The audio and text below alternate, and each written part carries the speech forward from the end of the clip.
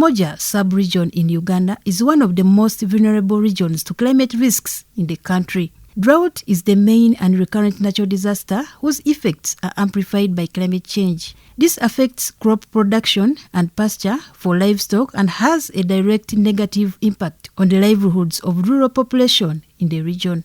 Against this background, it was crucial to strengthen the resilience of agro-pastoral communities and the local governments in Karamoja to reduce the impacts of climate risks on livelihoods in the region through the Dresser project. Funded by Adaptation Fund, the Dresser project was launched in 2021 in partnership with the Ministry of Water and Environment and is implemented in lokere Catchment. It has 4 components: that's establishing early warning systems, capacity building, adaptation actions, and enhancing knowledge management and skills. The Senior Water Management Officer in the Ministry of Water and Environment, Tendo Mark, elaborates more on the Dresser project in Uganda. In Uganda, this project is being implemented in the lokere catchment. And in the lokere catchment, we are mainly focusing on the upstream sub-catchments of Nangolola Polon and Omaniman. And those sub-catchments include the districts of Moroto, Napak, and Nabiratuk. The project has 4 components. The first component deals with strengthening the regional drought early warning system. Specifically, that one looks at setting up of early warning systems, helping farmers in accessing early warning information. It also has the element of emergency response to drought disasters. And then the second component focuses on capacity building of institutions and farmers in drought risk management. Component 3 now looks at the concrete adaptation measures. For example, setting up of water harvesting structures, protection of water sources, that is water source protection, including soil and water conservation, which we are also doing that in the same area, and the improvement of recharge through the implementation of measures in the degraded catchments, like tree planting. The fourth component is then the one that looks at knowledge management, capturing, like the way we are capturing the best practices that this project has implemented in the region, in order to also inform the future adaptive programming, making the adaptation implementation better and better as we learn from this project. So briefly, that is the overall aspect and of the Dresser project and what we are doing in Karamoja. In Moroto district, a perma garden was established at Lakolimo village, Lotsan sub-county, as one of the climate-smart agriculture techniques to help farmers adapt to the drought conditions in the area. With a membership of 21 farmers, the perma garden has greatly improved the lives of its members, unlike before, when land was bare and not utilized, as Loma Francis Xavier and Local Angelina narrate to us their stories respectively. This place was dry and this land was not even open. They had no idea completely. So when this project of Dress came in support with the government of Uganda, water and environment, so they were able to give them training and skills. So they cope up with skills, and then after that they trained them, and then they adapted the knowledge. So they were now able to come up with this knowledge, and then they demonstrated the garden, and they were able to benefit. These are not the first crops. At the first, they had also other vegetables. Then they sold those ones, and they got some money. And then they bought again the seeds they used for buying. They bought some some seeds are then replanted. I am from Nangolet village. The work that we started here, we shared among ourselves. We worked, we watered our greens, it grew, became big. We also plucked it and sold it. What we got from our greens or our garden, we got 250,000 shillings. We used 150 shillings and remained with 100 shillings. How this work is very good for me. I appreciate this work very much, and this work we are working until the work has also given us wisdom. This work is very good. That's why we have to work hard with it in order the work moves fast and takes us in front. The Palmer garden was divided into plots to enable farmers practice mixed cropping so as to get high yields of fast maturing crops, and different agricultural techniques were used. When we get this area, we try to do measures within this area which can make at least crops survive within this even during the dry seasons. So this area was divided into around 9 blocks, each block of around 10 by 10 meters, and these blocks were divided in a way that they can be utilized and they get the best output of them. As you may see around, these blocks of course have what we call the furrows around. These furrows help us at least to direct this rainfall. In case it rains, the runoff will be at least directed within these specific blocks. So these blocks, we are doing a lot of things within here. For example, we have vegetables. We have, for example, watermelon. We have pumpkins. We have tomatoes.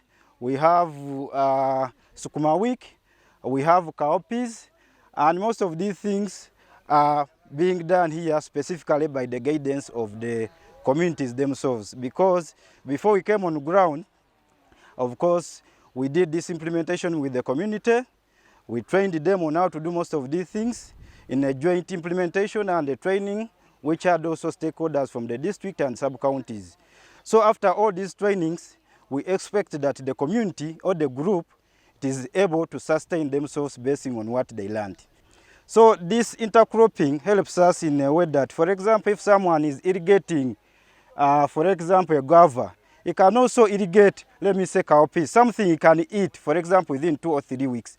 But if you just put a garden of, let me say, fruit trees, something which will come out, or something they can harvest almost after 6 years, the commitment and the motivation will be a bit limited. So we looked into it that we need to intercrop them with at least fast-growing or maturing crop. We have also intercropped with, for example, some matoke. We believe in Karamoja here, maybe around 3 years to come, they may also be harvesting some matoke. But this is more of a demonstration. We want them to learn how to do these things, and also when they learn, they can easily maybe replicate in their own gardens. Of course, there is a semi-permanent river around, which they try to get some water to supplement with what, of course, was stored during the rainfall. At first, most of these people, they get some sort of resistance. That what is this? Because for them, after that, what are we going to benefit from them? But through the trainings and of course, letting them know the positives out of this, of course, they welcomed it. And actually, even where this land is, we didn't even do any sort of compensation. They offered it to themselves that they can do this agriculture here. Still in Lotsan sub-county, in Longoloko village, a borehole which used to serve animals is now no more, as the water source is now fenced and fruits grown around as a water source protection measure. Mary Lakiuke is a beneficiary of this project. This borehole is good. The organization provided and constructed for us a borehole. This place, it has made our place beautiful. Before, this place was lonely, it was open, we were sick, it was a bad place. When this organization came, or this office came, it constructed a fence, a well for feeding our animals, and we have their greens, we have fruits. We are with them together, and the Bawa, we no longer suffer to look for water, to look for food, for fruits. Thank you so much for the work that this organization is doing. It brought wealth for us. It brought boreholes. Life is now good. It's not like when we only used to dig only sorghum. Here we thank the Office of Blessing for the project, for bringing it to us. It should continue to bring it back. We are happy this project has eased our lives. We do not have work. We didn't used to have work. We work small hustles, but the office has made us dig holes. When you dig a hole, you get your 5,000 that you're able to buy food, or you're able to patari yourself, okay, give yourself something. Then also it says the office should continue to keep us busy with these project activities. These activities have given us life. When it came to the period of hunger, we don't suffer with a lot of hunger. When you dig a hole, you get your 5,000 for eating. Now when we go the office, when we According see to the Ministry office, of we Water are and happy, Environment, the saying boreholes that it is protected bringing were good chosen things to basing us. on demand Thank and you for the quality office in has collaboration come with the to district us. stakeholders. And this borehole here was protected in a way that we identified these boreholes, and the criteria we used was we needed at least those which are a bit more reliable with the community, the ones which are more used by the communities, but also we needed at least those in terms of, let me say, quality, which are a bit more demanding. That when you look at the quality bit, which ones are a bit demanding. So this borehole was chosen to be one of them. So through the community members, the district and the sub-county, we implemented measures here, and the measures we implemented are in two categories. We implemented measures around the borehole, immediate area of the borehole. That one we call it Zone 1. Zone 1 of the borehole is around 10 by 10 meters. So that area, we call it a no-go zone area or no activity area. So that one, we fence it off, that the only activity which is there is collecting water from the borehole. Around this chain link and the pillars we fenced, we also put what we call the live markers.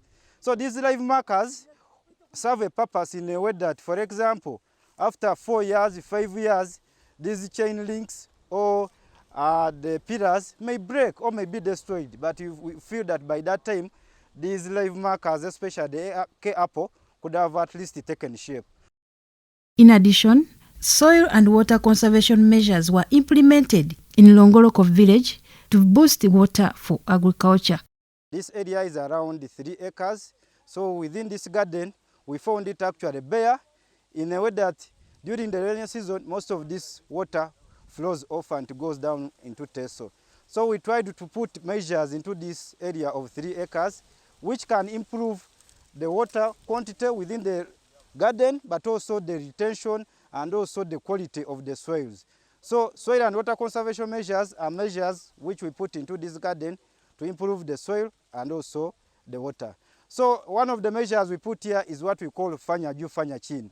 These are more of like infiltration pits that, for example, if it has rained and there is runoff, that water will be slowed down by these embankments we put on these fanya juu fanya chini. And also that topsoil which will be washed off, it can end up being captured within these fanya juu fanya chini. But also within these fanya juu fanya chins, those act as retaining, let me say, ponds or pits for the water. In Nakiror village, Katikekile sub-county, growing of vegetables was introduced to Nakiror Vegetable Growers Group. The 30 members were trained on climate-smart farming using the Farmer Field School approach in November 2023. With the Dresser project, the group has benefited a lot. We are 30 members. This program has really helped us because before Dress came in, we couldn't have access to these nutritious foods like these vegetables, and that project really helps us so much in trainings and supplying with the seeds like spinach, cabbages, sukuma wiki, onions, tomatoes, carrots, eggplants, green pepper, and others. So since that time when we started this group, they trained us, and we are also engaged in farming, planting. We planted starting from nursery beds. Then after that, we now transplanted it to the field, to the garden. Now there we went on all those processes. We have been trained in those ditches, vegetable ditches, also like spraying and other things. And then out of this group, we have really benefited a lot. And there we as farmers, we have been getting a lot of food here, vegetables like tomatoes, spinach, sukuma wiki. Out of the money that we have been getting from these vegetables, we are also saving as a group. Then the very money we are also distributing, sharing to other members, and that money has also helped us to take children to school. Logitu, however, says they face a few challenges that need to be addressed. The only challenges that even we faced, and that we are even still facing right now, it is water. Lack of water, because we don't have those equipments that can help us to distribute water to the garden. Then also at the time when we grew a lot of tomatoes and all other vegetables, we really lacked.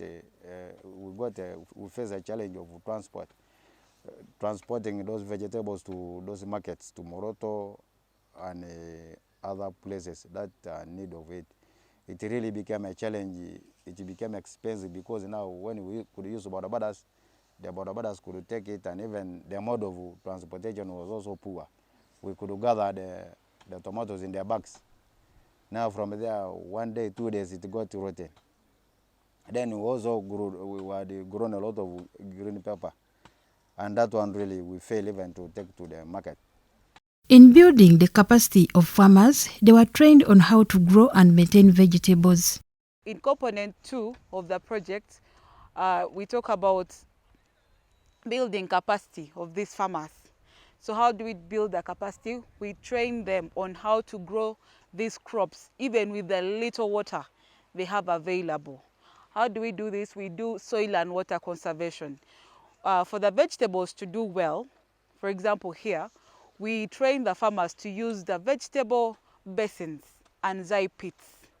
We do vegetable basins, especially for the spinach and sukuma wiki, mostly the greens, and onions. Then for the zai pits, we do things like eggplants. These help to conserve water and moisture, especially when it's mulched. When they mulch these zai pits, water is held, or moisture is held in the soils for a longer period to avoid that evaporation. So this has greatly improved the production of vegetables among these farmer groups that we are supporting here. In Nabiratuk district, vegetable growing was introduced to Etata Oyara Farmers Group in Nao village, Lorengedrat sub-county near Lorengedrat Primary School. The group, which consists of 30 members, has benefited more from the Dresser project, though with a few challenges.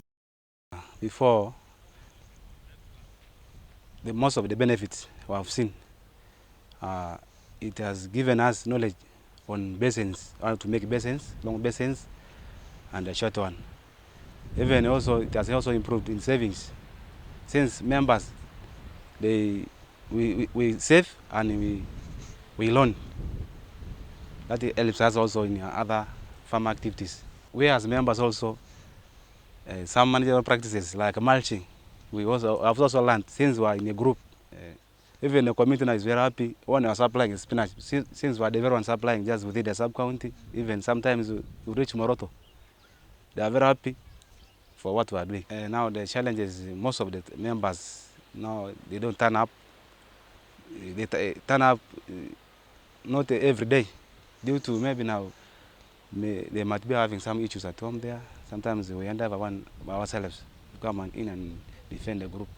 The chairperson LC3, Lorengedrat sub-county, Loges Emmanuel Orika, appreciates the support of Dresser project to the youths in his area.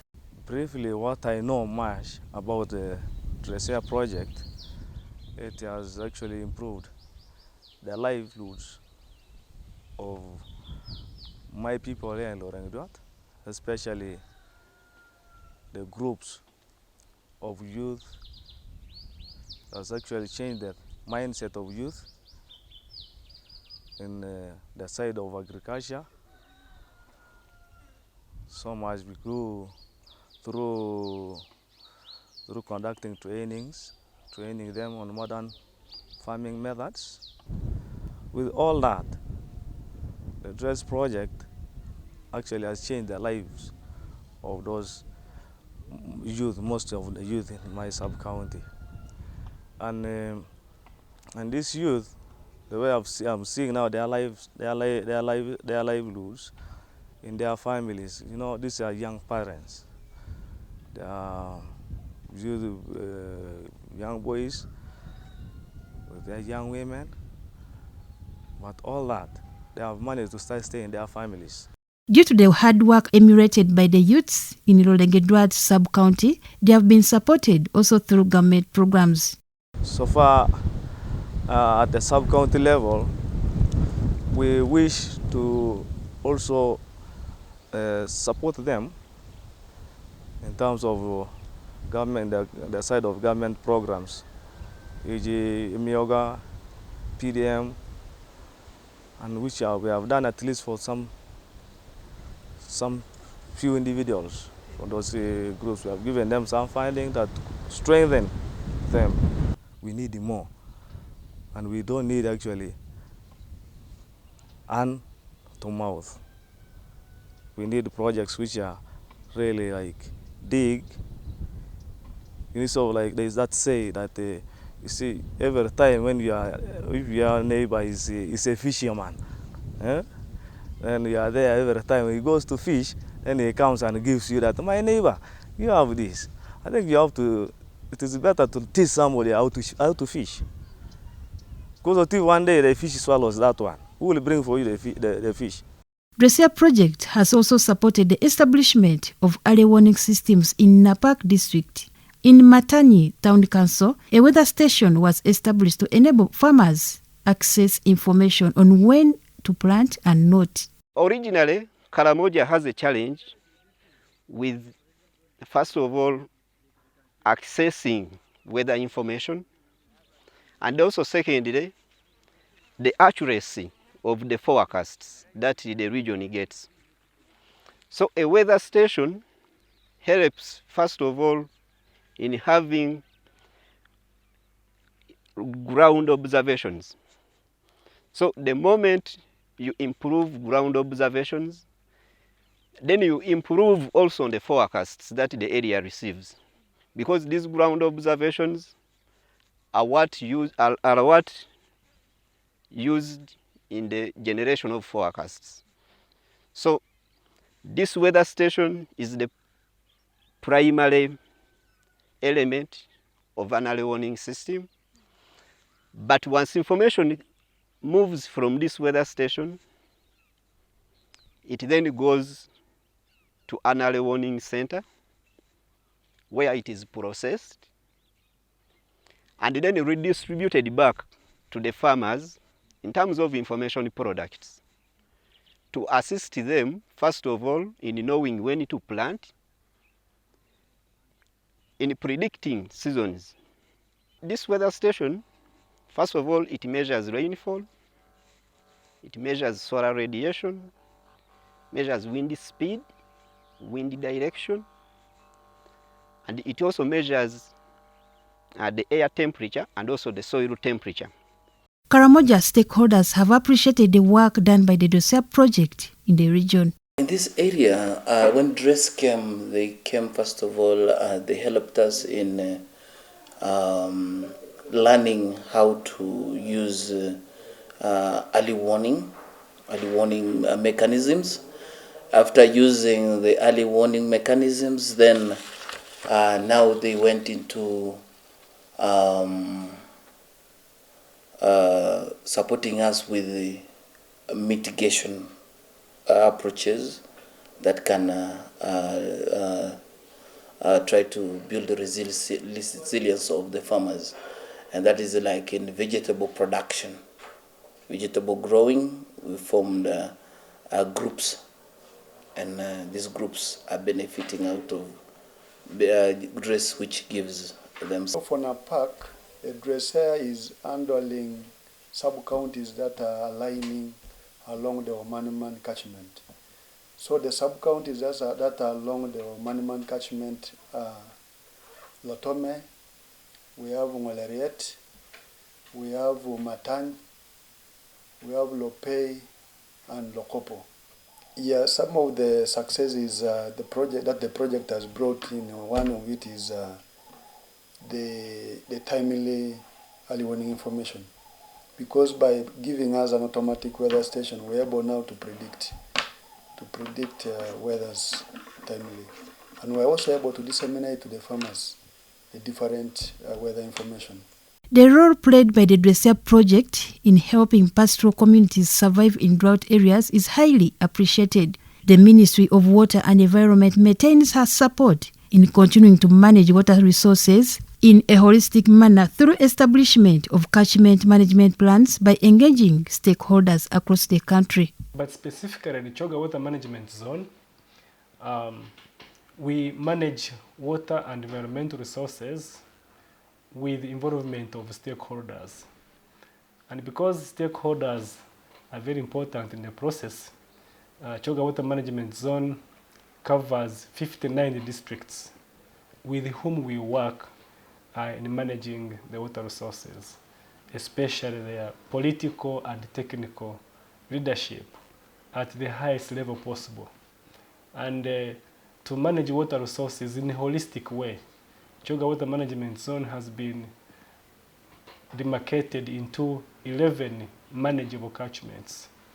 And we have catchments like Rokok and Lokere covering the Karamoja region. Then we have a Woja catchment. We have a Kweng Sezubga when you go to the side of Mukono Chira and others, 11 catchments. So in those 11 catchments, we start by developing catchment management plans, which are holistic plans that we develop with our stakeholders, the districts, where we try to understand the issues in those catchments.